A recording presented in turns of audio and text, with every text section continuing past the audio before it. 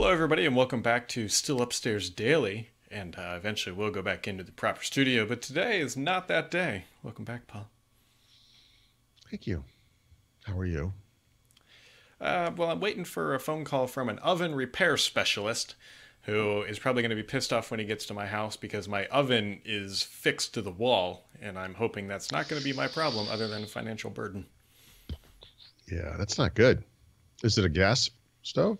You know, it's No. electric. It's a wall double oven. It was also known as the single biggest argument when we rebuilt our kitchen. And as you can see, I lost, but really I Right. won because it's broken twice since we've owned it. And I get to remind my wife Yeah. this was not something I wanted. I wouldn't do that. It's too late. Vindictiveness runs deep. Yeah, it does. It does. Speaking of making amends with your other half, Microsoft apparently released Defender for Chrome, which Yeah. is interesting because that's one of the main advantages of Edge. But here we are. You can go download the extension with a Yeah. small bit of warning. This should sound obvious, but when you do this, they now can see your browser history because that's the only way they can tell if you are on a malicious page. I don't think anyone normal would have a problem with that. I'm not 100% clear how necessary this thing is. They have a statistic from a third party that shows that Microsoft Edge, which has the same kind of browser protection built in, has a 99 success rate against phishing attacks compared to 87% for Chrome. So presumably by adding this to Chrome, you get the same protection. I don't know. I threw it in Chrome. Why not? I don't really see the harm in it. But, this is a small example of Microsoft's kind of approach to things these days where the reality is people using Chrome, it makes sense to put this protection in Chrome. This will benefit all Windows users because these malicious attacks can, of course, cascade out to the rest of the world. So, yeah, it's interesting. It's just unexpected. They never really announced it yet, although I guess they're at RSA. Is that still going on right now? It's Yep. possible they'll announce it today. I assume that's what it's tied to.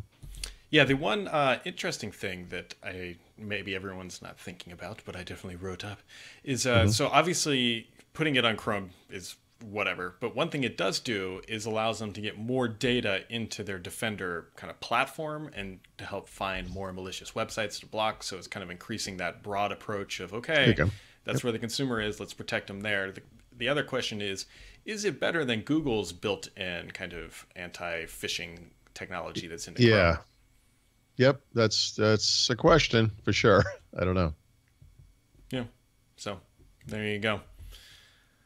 There you go. How's your cat doing today, Paul?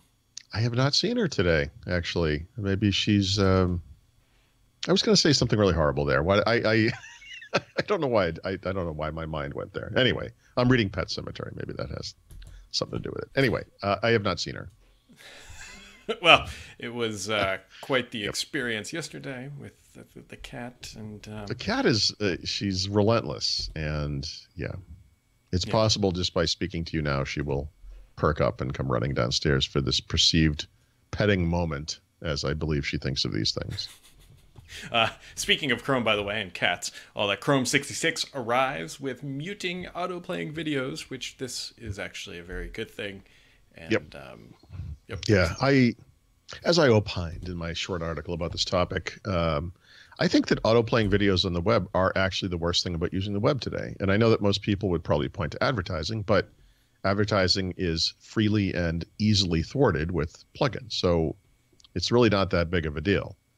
Autoplay videos are kind of horrific. And Google back in, I want to say January, I think it was 2 versions ago of Chrome, allowed you to mute websites, which is actually still a fairly unique feature. In Microsoft Edge, you can mute a tab, but you have to do it manually every time you visit a site. So if you have a site like ZDNet, which is the one I always point out, where most of their articles have this autoplay video tagged at the top, which I can't stand, this will now mute that. I think the better approach, the best approach might be just eliminate this altogether. Like, why is this thing playing in the browser? But maybe that's something Google is unwilling to do. But auto mute on autoplay is pretty good.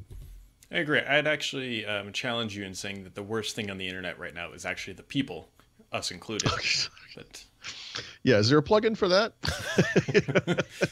I think it's called a Just library. eliminate all the comments, eliminate all the Twitters. Yeah.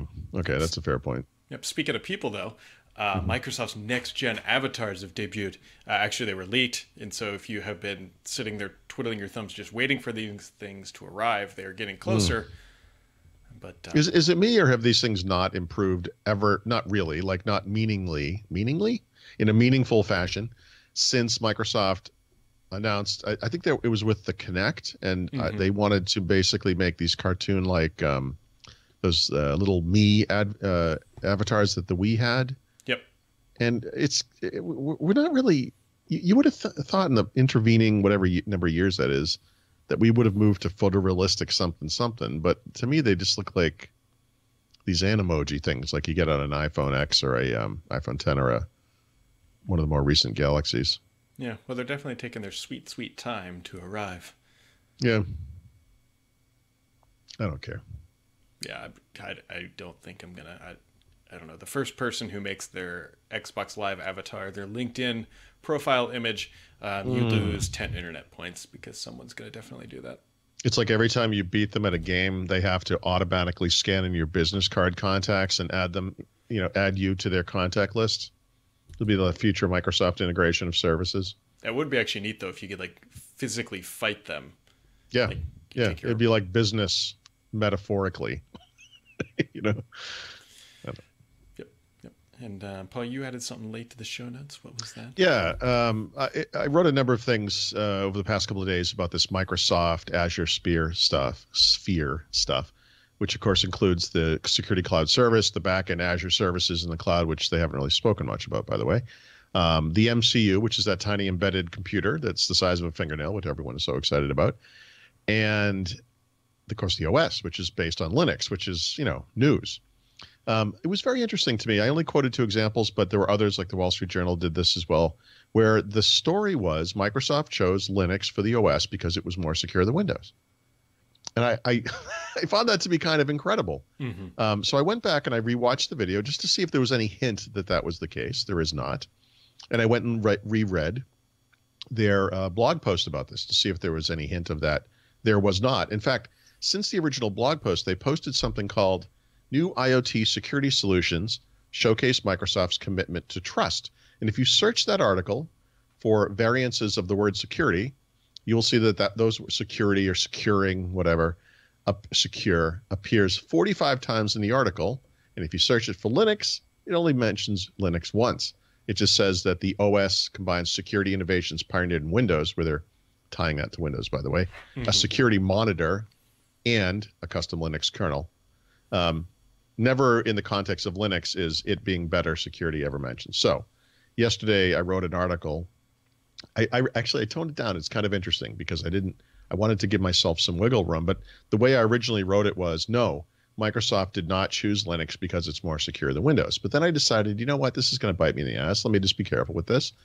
And I changed it to a question. Did they do this? And I basically made the case that no, they didn't. Microsoft got back to me, interestingly. They gave me a long quote. I'm not going to read the whole thing, but I added it to the article.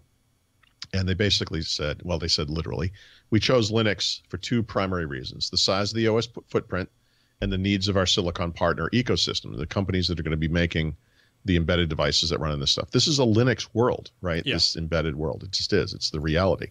There's also a very interesting size comparison. I guess it's really a performance comparison. The MCU is a really, really low-end chip. It is, to date, the lowest-end chip that has enough smarts on it to run AI on what I would call the client or the edge. But it's a really low-end kind of thing. I believe we talked about cores yesterday. I think there's only 2 cores in this thing. And one is an app core. It's not the same as the performance and efficiency cores we see on mobile phone processors and so forth. Anyway, what it says is Windows 10 IoT is a powerful OS for traditional embedded devices, such as whatever they are. It requires a microprocessor that has at least 100 times the power of the MCU in Azure Sphere OS. So that's the scale, right?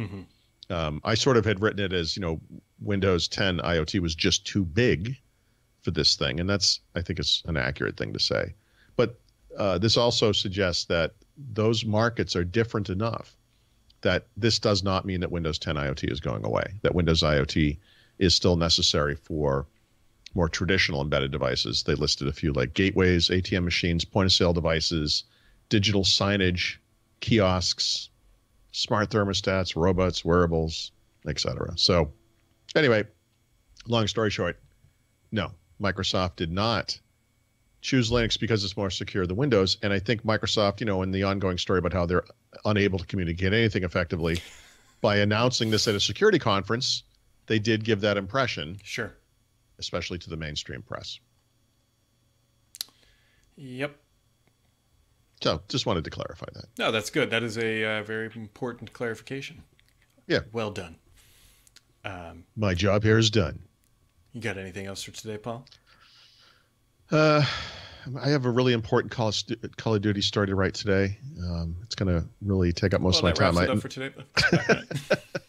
No, I don't have anything to say about it, but no, I have Windows Weekly today, so that will probably occupy most of my afternoon. How about you? Well, Paul, somebody wanted to see my new setup. And so here, it's going to be a picture view, but watch. Oh, there it is. Wow. That looks like an IKEA-like desk. It very much is. This is something I had in the basement. I think I've gone a little overboard with the Sonos speakers. There's obviously 2 on the desk and a sub in the corner. But let me ask you about the Sonos speakers. Are they connected to the PC? They are. And so this typically presents a problem because people are like, well, you can't play PC audio through these speakers.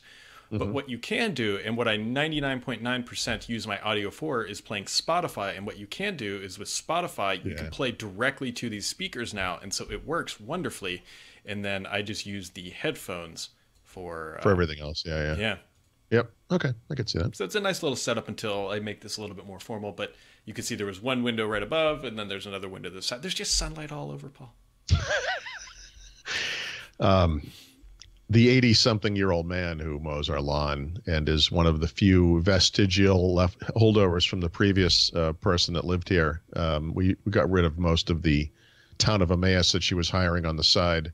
We kind of felt bad for this guy, so we kept him on. Is now mowing my lawn. And I mention this only because, A, that means spring is happening. But B, there was a really good chance he's going to die while he's mowing my lawn, if not today, on some future day. So I just want to prep everyone for the Paul has to run outside because Roy is dead moment that it may occur on this podcast. Yep. Wow. I know. He has medical problems I don't even want to begin to discuss. And I don't know what's happening. I don't think the readers do either. And I know. So with that, folks, we're going to wrap it up for today. We'll be right back here tomorrow. Maybe I'll be back in the studio. Maybe not. Definitely by Friday, once I get my lazy butt down there and fix it. But I just like the sun. I just like it a lot. So have yourselves a wonderful day, and we'll catch you right back here tomorrow.